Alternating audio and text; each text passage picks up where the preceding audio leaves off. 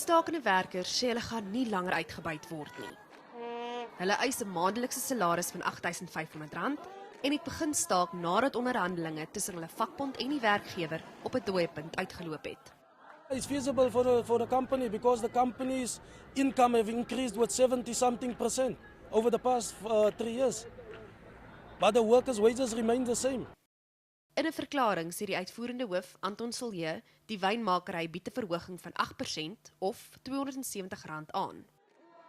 Die vakbond sê die aanbod is beledigend, omdat die meeste werkers na aftrekkings net R2.900 gaan kry.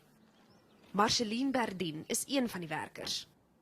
Ons werk hard by Robertson Winery. Ons werk van soggens tot laat, overtime, of dat is 'n moedsaak, ons moet werk.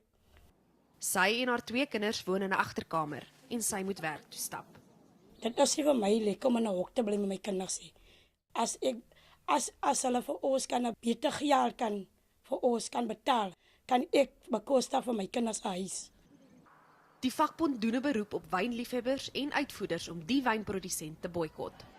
Die werkers sê hulle sal aanhou met die wegbly aksie, al duur dit maande.